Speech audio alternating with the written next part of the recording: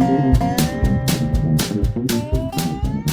everyone, thank you for tuning in. どうも、鈴木の K です。突然ですけれども、皆さんは都市伝説、陰謀と最近話題のもの、どれくらい信じていますか？おっと、旅系チャンネルだけど、まだチャンネルはそのままでお願いします。というのも、正直、世界を旅していると、都市伝説、陰謀の痕跡、跡を、本当非常によくあちこちで見かけるんですね。アメリカの1ドル紙幣に奇妙な目が描かれています。これはプロビデンス、真実の目といって、キリスト教の教えで何もやましいものではないんですけれども、ただ、いつも持っている1ドル紙幣に奇妙な目が描かれているのは、ちょっと違和感ありますよね。そしてこの目のシンボル、お札に限らず、あちこちいろんなところで見られるんです。その中でもヨーロッパを一周した時の話です。これからお話しする話は、僕、鈴木の K 旅人が実際に行って直接見た一次ソースのお話です。一部参考以外は僕が実際に撮った写真を全て使っているので、この話結論まで持っていこうと思いますので、最後までご視聴よろしくお願いします。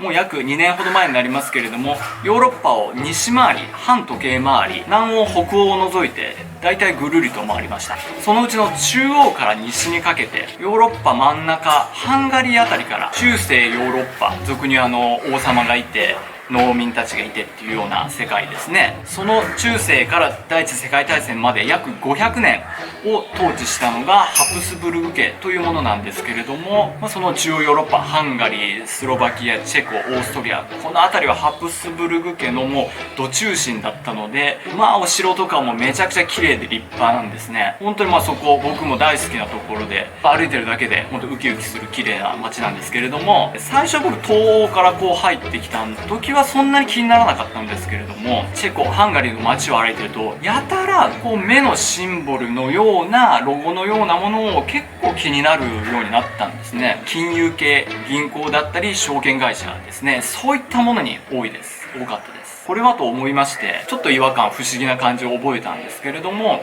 そのまま旅を続けて、チェコから次、オーストリア、ウィーンに行ったんです。ハプスブルグ家の首都だった場所です。今でもヨーロッパではだいぶ重要な地位を占めてますよね。オーストリアのウィーン、綺麗な街で、真ん中にドナウ川がズドンと流れてます。そのドナウ川沿いを散歩したりするのが中央ヨーロッパの楽しみの一つなんですけれども、いつものように散歩をしていたら、急に建物の背にドンと目が描かれたものを見つけたんですね。実際の写真がこちらです。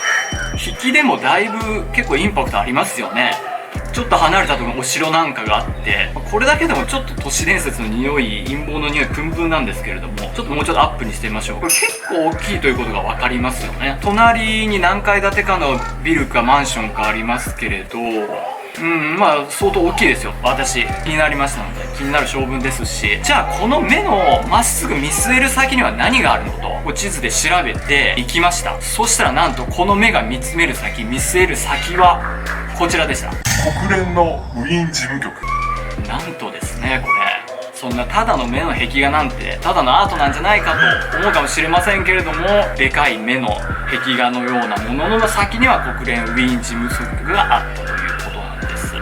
さらにヨーロッパ旅は続きます。その後ドイツを経てオランダですねに行ったんですけれども、首都アムステルダムというのは旧市街と新市街に分かれてるんですね。よく皆さんがイメージされる運河があって、みんなが自転車で移動してってドスンとアムステルダム中央駅あるのは旧市街側、要するに大陸側なんです。でオランダというのは海ですけれども、中州のように河口みたいになってるわけですね。海を少し挟んで新市街が広がってるんですけれども、その新市街にドンとあるのがこちらです。これは旧市街から新市街に渡る対岸から見た景色なんですけれども、これだけじゃちょっと分かりづらいですよね。では実際に新市街渡ってみました。そこであった新市街のモニュメントがドン、これなんです。ちょっとまだ分かりづらいですよね。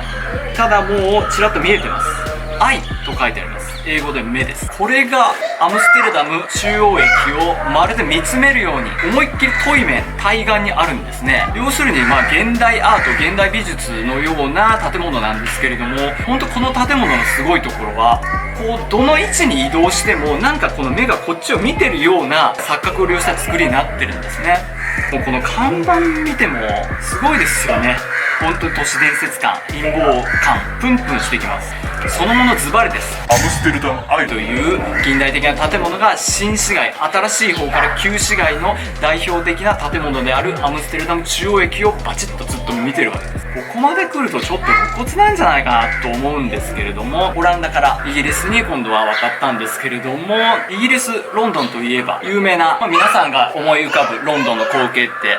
ビッグベン、大きい時計台があって橋があってテムズ川ですねというイメージだと思うんですけれども、そこのビッグベンのテムズ川を挟んで向かい側、そちらの方に大きい観覧車があるんですね。有名ですごく大きくてシンボリックなので、ただこの大観覧車の名前を知って私驚きました。この大観覧車の名前、なんとロンドンアイというんですね。直訳するともちろんロンドンの目です。ここでもやはり目出てきました。スポンサーはコカ・コーラ社の提供で運営しているようですね。そしてこのロンドンアイ、目だとしたらばその真向かいには何があるのかと言いますと、イギリスの国防省、そして斜め前には国会議事堂があります。まさにロンドンアイと名前を付けた目が国防省、国会議事堂を監視してるかのような作り。ここまで来るとさすがにたまたまではない、偶然ではないよな思いを巡らせます。で今度はパリ行くんですけれども、花の都パリ、もちろんここも外せないのは凱旋門、ルーブル美術館、シャンゼリゼ通り、ここは絶対に訪れますよね。そのシャンゼリゼ通り終点と言っていいんですかね、その終点のところコンコルド広場というんですけれども、ここに大観覧車があるんです。先ほどロンドンアイ、大観覧車をロンドンアイと名付けてました。観覧車を目とするならば、またパリの首都都中心にも目のシンボルの観覧車があるんです。しかもこれはより都市伝説感増してますよね。前にオベリスク、エジプトのシンボルのオベリスクのモニュメントがこのシャンゼリゼ通りの終点に目があるっていうところにね、なかなかの都市伝説感、陰謀感プンプン感じちゃいますね。ちなみにパリの写真見ていただけると分かるんですけれども、パリという街は割と新しいしっかりとした都市計画で作られた街なので、本当に都市伝説好きな人にはたまらない街だと思います。それくらい匂いがプンプンする街です。いかがでしたでしょうか。この目のシンボルは偶然ではないんじゃないかといったことはお伝えできたかなと思います。見ているぞというサイン、これ決して陰謀でも都市伝説でも何でも要するになかったわけですね。別に彼らは中世の昔から何も隠していなかったんです。ただ僕たちがネットだったりで情報を取ってこれるようになったので、これはと気づき始めただけなんですね。彼らは逃げも隠れもしてません。都市伝説好きな方はぜひヨーロッパ行ってみてください。僕も旅する都市伝説、陰謀都市伝説系旅人 YouTuber として一時ソースを捕まえに行って皆さんにお伝えする、そんな旅をいずれしてみたいななんて考えたりしてるんですけれども、それはまた別の機会に。こういった話が好きな方はぜひグッドボタンとチャンネル登録をよろしくお願いします。伸びていくようでしたらまたこういったネタいろいろありますので、皆さんにシェアしたいなと思います。ご視聴ありがとうございました。